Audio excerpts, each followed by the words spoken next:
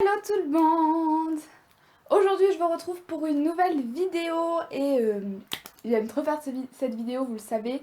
C'est, j'en perds mes mots, 3 livres, 2 séries, un film et j'adore de faire cette vidéo, voilà, vous le savez.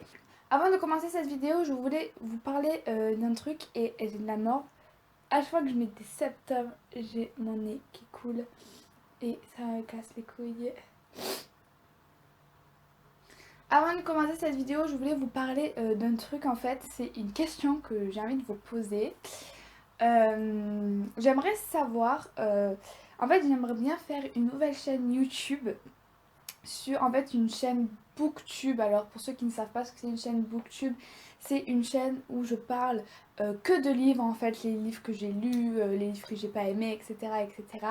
Et j'aimerais énormément faire une chaîne comme ça, mais en fait j'ai peur de pas avoir le temps, de pas très bien la gérer au début, parce que déjà qu'avec ma chaîne principale je galère. Et voilà, c'était pour savoir si vous aussi vous aimeriez que j'ai une chaîne comme ça, donc dites-le moi en commentaire, peut-être que ça me motiverait encore plus à le faire.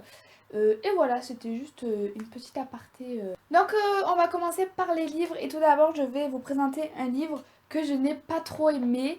Je sais, normalement je parle pas trop de livres que j'ai pas trop aimé sur cette chaîne, mais là je voulais vraiment vous en parler parce que je pensais que j'allais aimer ce livre, mais en fait non, pas du tout.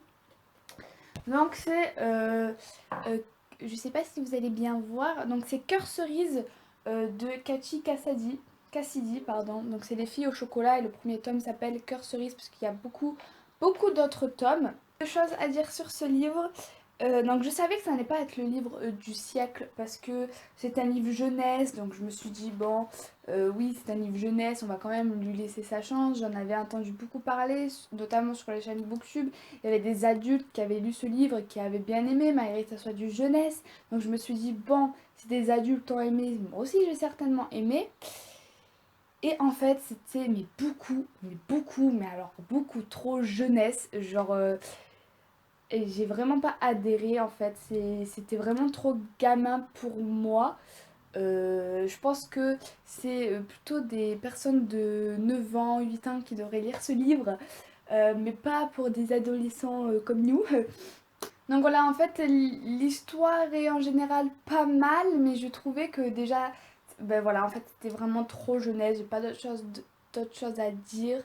Donc si vous avez l'habitude de lire des livres euh, pas enfin, des livres avec une écriture je sais pas comment vous expliquer. Si vous avez l'habitude de pas lire des livres trop jeunesse, ben, je ne vous conseille pas de commencer cette série parce que ça, vous allez perdre du temps pour rien en fait, voilà. Mais en fait j'ai trouvé quelque chose. Ah oui, mais je vous ai pas dit de quoi ça parlait. Voilà, je veux toujours dire ce que je pense des livres, à chaque fois j'oublie. Donc en fait ça parle, je me rappelle même plus exactement. Les filles en chocolat en fait ça va toujours parler d'une des demi-sœurs si je me trompe pas. Et en fait le premier tome, ouais, ah oui, ce que je voulais vous dire c'est qu'aussi c'était un best-seller, donc je me suis dit voilà, mais je sais pas pourquoi, voilà, c'était juste une petite aparté. Et en fait c'est, comment elle s'appelle? Ah oui, bah, non, Chérie, voilà. En fait c'est une fille qui a 12 ans, je crois, 13 ans, qui s'appelle Chérie en fait, et elle a que son papa et son papa va rencontrer une nouvelle femme, et du coup elle va aller dans cette nouvelle famille avec beaucoup d'autres sœurs, elle qui avait l'habitude d'être sœur unique, et il va se passer voilà des choses au sein de cette nouvelle famille. Et en fait chaque sœur a une personnalité différente, et comment vous expliquer, et dans chaque temps on l'analyse très bien. Et en fait Chérie elle ment très souvent en fait, et c'est un peu son problème. Donc voilà, en fait le seul point que je lui donne de très original, c'est qu'à la fin du livre vous avez des recettes en fait sur le thème de la cerise. Donc les autres livres, par exemple le deuxième tome, je crois que c'est la guimauve. euh, donc voilà, ça j'ai trouvé ça très original. Et vous avez un test aussi pour savoir quelle sœur vous êtes. Et moi j'étais cerise, comme par hasard, parce que je suis très rêveuse. apparemment, enfin bref. Donc j'ai mis un 1,5 sur 5 à ce livre pour vous dire à quel point j'ai aimé ce livre. Voilà. Et je suis déçue parce que je voulais absolument lire Cœur Mandarine qui est le 3e tome. Parce que ça parle d'une danseuse et moi j'adore tout ce qui touche au thème de la danse, même si je fais pas de danse, hein, mais j'admire les personnes qui font de la danse classique. Et du coup voilà, je suis un peu déçue, mais c'est pas grave, il existe plein d'autres livres sur Terre. Donc voilà. Ensuite je vais vous parler de Paranoia. Et j'ai adoré ce livre, voilà, pour vous annoncer la couleur, ce livre a été pas un coup de cœur mais presque. Voilà, et en plus, magnifique couverture. Donc en fait, Paranoia a été écrit par une youtubeuse qui est Melissa Belvigne en fait. Et sa chaîne YouTube c'est Golden YG et moi je la suis depuis que je regarde des vidéos YouTube en fait, je la suis. Et dès que j'ai su qu'elle écrivait un livre, j'étais en mode faut que je le lise dès qu'elle le sort. Et c'est ce que j'ai fait. Alors déjà, Paranoia est un genre de livre que j'adore. C'est le genre de thème que j'aime énormément. Donc on va suivre 2 personnages. Donc il y a Judy et Lisa, me semble-t-il. Ça fait un moment que j'ai lu les livres, donc les prénoms je ne me rappelle plus trop. Lisa est la psychiatre une psychiatre très renommée pour les cas extrêmes. Judy c'est en fait une personne qu'on va retrouver en fait à... J'arrive plus à parler. Donc en fait Lisa donc, va s'occuper de Judy. Et en fait Judy a été retrouvée dans les rues de Londres, me semble à moitié nue, avec du sang. Enfin je me rappelle plus trop mais en gros c'est ça. Et en fait j'arrive pas à parler. Donc voilà, donc Judy ne veut plus se nourrir, elle veut... Ah oui, et on la retrouve enceinte aussi, elle veut plus se nourrir, elle veut pas de son bébé. Et on se demande pourquoi, elle est en pleine dépression, elle parle à personne, etc. Et on découvre en fait que Judy a une espèce d'ami imaginaire. Et on va se demander si c'est réel ou si c'est pas réel, ou est-ce qu'elle est folle, est-ce qu'elle est pas folle. Voilà, c'est vraiment le genre de livre que j'aime énormément. Donc j'espère que je vous ai fait un bon résumé parce que moi les résumés vous savez que ça fait 10, voilà. Mais dans tous les cas je vous laisse toujours les liens des livres en barre d'infos pour que vous allez lire les résumés en fait, puisque je sais que je suis nulle pour parler des résumés. Mais bref, pour un tout premier roman j'ai trouvé que le style d'écriture était mais vraiment magnifique. C'est très rare que je lise des livres contemporain, enfin moderne, et qui a un style d'écriture vraiment très joli, vraiment très poétique. C'est ce que j'ai trouvé dans ce livre. Et j'ai trouvé l'histoire vraiment super intéressante, l'intrigue super intéressante et ça prend vraiment... Bon, c'est un tout premier roman, bon, il y a quelques petites incohérences que j'ai trouvées, mais ça n'a pas empêché que j'adore, que j'ai adoré ma lecture. Vraiment, ce livre, je le recommande vraiment, vraiment, vraiment beaucoup. Il est vraiment top. Par contre, donc ça n'a pas été un coup de cœur, mais j'ai vraiment adoré ce livre. Mais par contre, il y a un truc qui m'a frustrée au plus haut point. C'est la fin extrêmement trop ouverte. À mon goût, voilà, la fin est vraiment très ouverte. Donc pour ceux qui ne savent pas ce que c'est une fin ouverte, c'est une fin qui ne vous dit pas tout en fait. Et ça c'est vraiment très très très très frustrant. Mais apparemment il y aura un tome 2. Je serai la première à l'acheter. Voilà, donc je vous conseille absolument ce livre et je lui ai donné un 4 sur 5. Ce qui est vraiment pas mal, voilà. Et enfin, je vais vous parler de Nil de Lynn Manson, je sais pas comment on dit, et que de belles couvertures dans cette vidéo, vraiment je crois que c'est un des livres où j'ai la plus jolie couverture dans toute ma bibliothèque, vraiment j'adore, elle est vraiment trop belle, je sais pas si vous allez voir. Elle est vraiment trop belle. Donc, Nil, de quoi ça parle? En fait, je vais vraiment vous la faire courte pour pas trop vous spoiler. En fait, je vais vous lire le résumé carrément parce que je ne saurais pas comment vous expliquer. Donc Charlie se réveille sur une île somptueuse qui ne figure sur aucune carte. Elle y survit tant bien que mal avant de rencontrer Tad, le leader du clan des humains présents sur l'île. Il lui apprend la vérité glaçante pour quitter cet enfer paradisiaque. Il faut trouver une des portes qui apparaissent au hasard sur l'île. Il n'y en a qu'une par jour, une seule personne peut l'emprunter. Pire encore, les adolescents n'ont qu'un an pour s'échapper, sinon c'est la mort.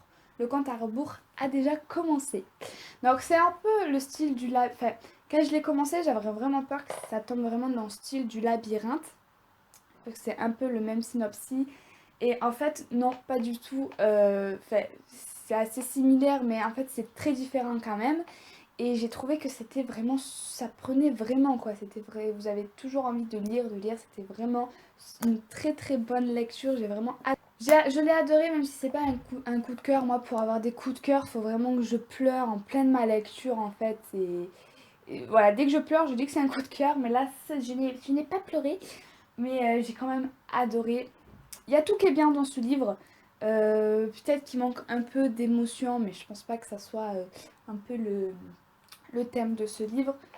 Il y a un très très bon univers et ah oui, en fait ce livre je l'ai à moitié lu à la plage et je me sentais tellement dans le truc avec les vagues et tout, je me sentais vraiment dans l'histoire, c'était vraiment bien. Donc je vous conseille vraiment de lire ce livre quand vous allez à la plage parce que vous sentez vraiment dans l'univers, dans le truc quoi, c'est vraiment trop bien. Les paysages on les imagine à merveille et c'est genre magnifique. Et par contre, le seul point négatif que j'ai trouvé à ce livre, c'est que vers la fin, c'est un peu trop long, c'est un peu redondant. C'est un peu toujours la même chose à la fin, ce qui m'a un peu saoulée. Voilà, je me disais, oh, c'est quand que ça se termine, c'est quand qu'il va y arriver, oh, c'est bon, j'en ai marre. Voilà, c'est le seul point négatif que j'ai trouvé à ce livre. Et j'attends avec impatience le tome 2 que j'espère qu'il va sortir en France, qui est déjà sorti aux États-Unis mais pas en France. Donc dépêchez-vous les éditions Pocket Jeunesse parce que là je n'en peux plus. Je vais donner un 4 sur 5 à ce livre. Donc on a fini avec les livres et je vais vous parler enfin de séries. Je me rends compte que je regarde plus vers là que là en fait, donc je suis désolée, c'est parce que j'ai mon retour là-bas, oui, ce qui est très bizarre, enfin bref.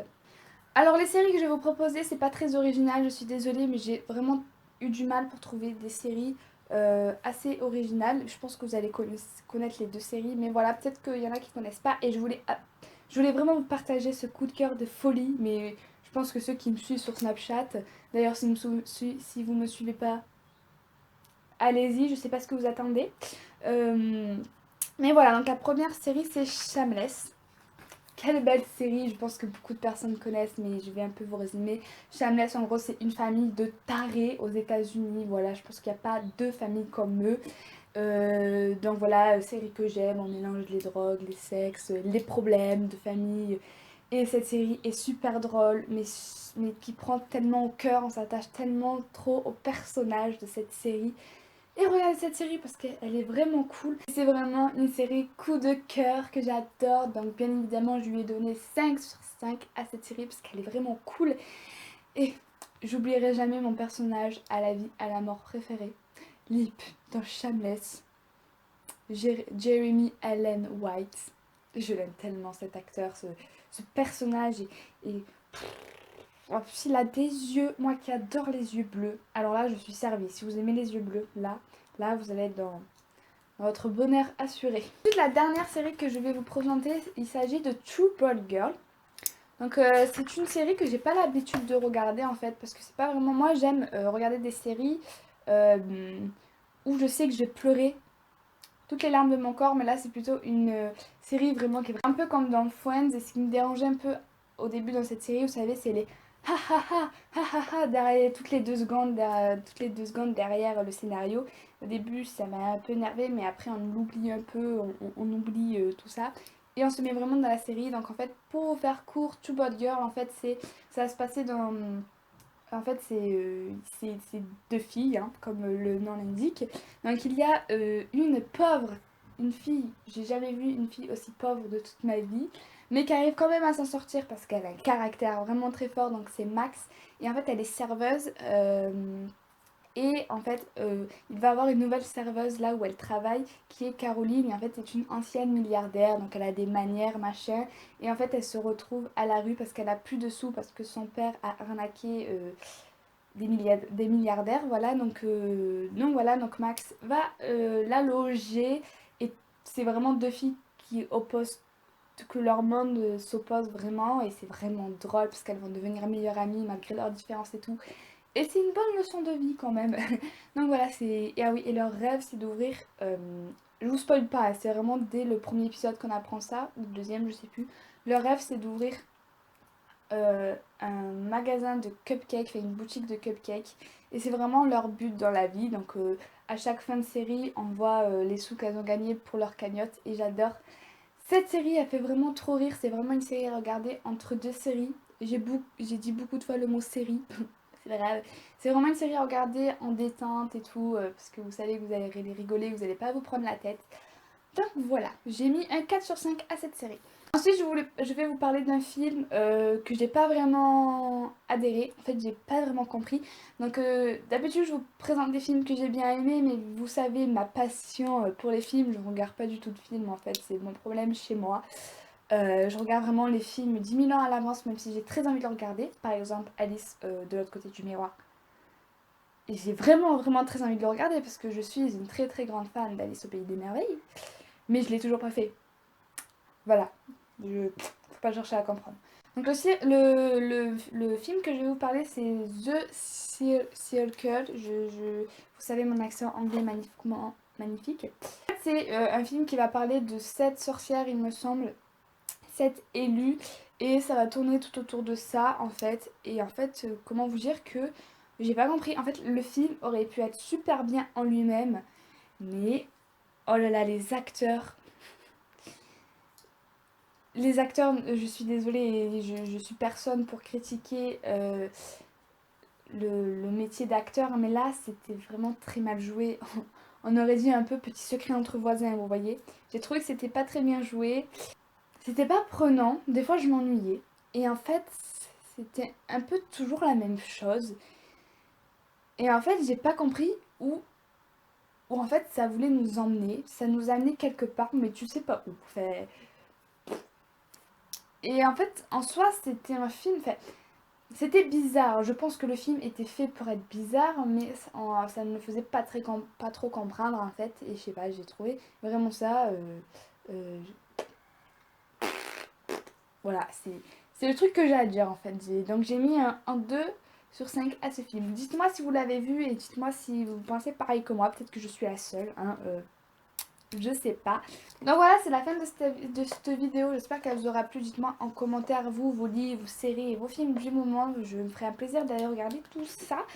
Et voilà, je vous fais à tous des très gros bisous. N'oubliez pas de vous abonner si c'est pas fait. Et voilà, et je vous dis à très bientôt pour une nouvelle vidéo.